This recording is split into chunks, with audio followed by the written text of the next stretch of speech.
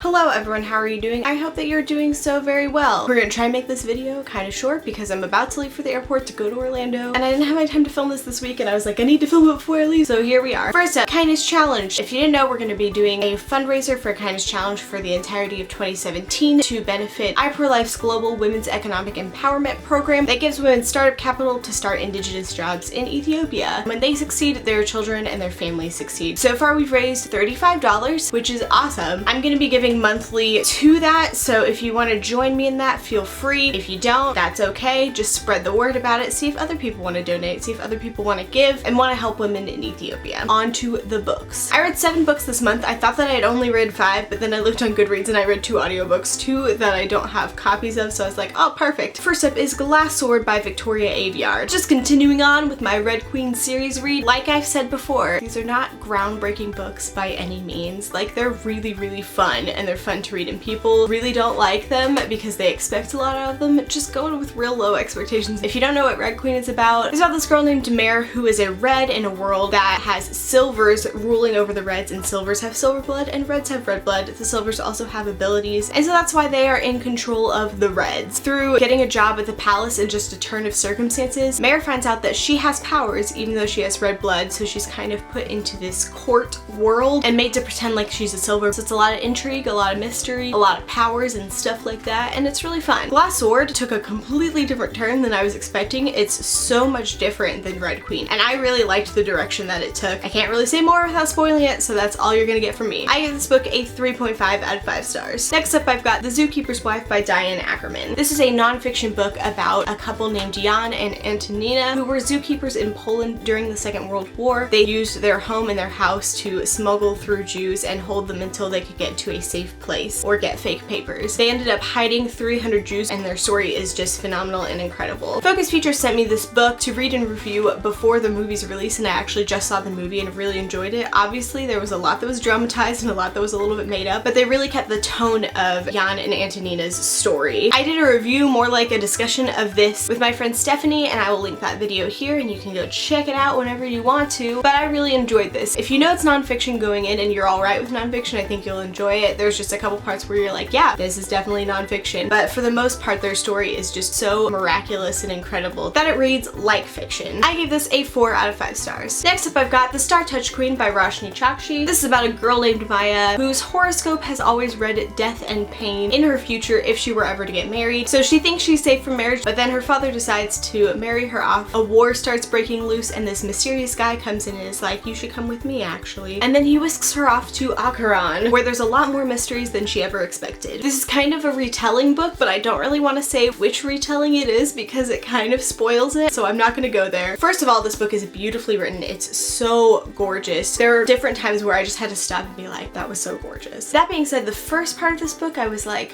because it was really confusing and I didn't really understand what was going on. There's a reason you don't understand anything that's going on until like halfway through the book. So you just gotta stick with it, like stick with it to the halfway point of the book, and then it just gets so good after that. Still beautiful, still cool, but just kind of confusing, and you're really like, what the crap is going on? The reason I read this was that I'm in a book club called Fiction Faction with Natasha from Tashopolis, Zoe from Read by Zoe, and Hannah from A Clockwork Reader, and we are reading A Crown of Wishes this month during April if you want to join us. I'll have a review of A Crown of Wishes up as soon as I finish that book, but I wanted to read this before I read A Crown of Wishes. They are companion novels, so you don't have to read it beforehand, but I'm glad that I did. I think that you should too. Read both this month. It'll be a fun time. I gave this a 4 out of 5 stars. Next up is The Underground Railroad by Colson Whitehead. 2 months after I started it, finally finishing it and talking about it. This is a book set in pre-Civil War era of America about Cora, who escapes her slave life and travels on the Underground Railroad. But in this book, the Underground Railroad is actually a railroad. That's a very small part of it. It's really about Cora's story and about all of the hurts and fears and things that she deals with. It's hard to read at times, but I would highly recommend it. I really feel like it's important to recognize and know our history because it is a really dark and terrible and awful history and something that we have to reconcile with and remember all the time so that it's never forgotten what Black people went through in our country, because it's horrifying. Very serious content matter, but I would recommend that everybody read this. It's a very important book. I gave this a 4 out of 5 stars. Next up is Jane Eyre by Charlotte Bronte. Read this for Ostentatious and we did a live show about it. I will link it down below if you want to check it out. Jane Eyre follows the life of a girl, Jane. She is an orphan. She lives with her horrible aunt and cousins and then ends up going to school where where more people are horrible to her, and then finally ends up in this house tutoring this girl with a very mysterious guy and a house with a lot of secrets. It's one of my all-time favorite classics. Obviously, I would recommend that you read it. I don't know that I liked it as much reading it this time, but it was still 5 stars. I think the first time you read it, it's just so good, especially if you don't know the twists going in. All the characters in this book are so rich and so vivid and really well developed, so it's really fun and I like it a lot. I gave this a 5 out of 5 stars. Next up is Big Little Lies by Leanne Moriarty. I read the audiobook of this on Hoopla. This is a book about 3 different moms in a community in Australia. Basically, it's like typical mom stuff, but there's this underlying mystery of something that happens at the beginning of the book and you see a scene of it, but you don't know exactly what happens, and then all the pieces get put together as you read the book, and it's a really fascinating story and also a really good story just about human nature and about the mistakes that we make and how everyone interacts with everyone else. I kind of read this because I was like, oh, the HBO series is out, I really want to watch it, and I was so surprised at how much I liked this book. It was so good. It's just a really fascinating take on kind of a murder mystery, but like totally different, and it's just super fun. All the characters are so incredible and so great and so amazing, and I really want to watch the series to see how they're portrayed there. I also called a couple of the big twists before they happened, but it was still really shocking and surprising and fun, and I really enjoyed it. I gave this book a 5 out of 5 stars. And last but not least is Station 11 by Emily St. John Mandel. I love this book so much. It's one of my all-time favorite books, and it was my pick for book club. Yes, I love it. Station 11 is a post-apocalyptic novel, but more like a literary version of a post-apocalyptic novel. It starts on the day that everything starts going to crap, and it follows the characters that all are together on that night throughout the book in different various points in their lives. It's a really beautiful story about how lives interconnect and how everyone is linked to everyone. It's just really beautiful, and I really think you should read it. I don't want to say more because I want you to just read it without knowing a ton going in. I love the version of post-apocalyptic that this is, that it's literary, that it's not like about fighting to the death and everyone's the worst. It's like its own thing, and I really love it. I gave this a 5 out of 5 stars. So that's it. That's all the books that I have to show you for this month. Let me know down below what your least favorite thing that you read this month was. Ugh. Or if you're going to be joining me and the Fiction Faction crew in reading A Crown of Wishes. Thank you so much for watching this video, and I'll see you next time. Bye.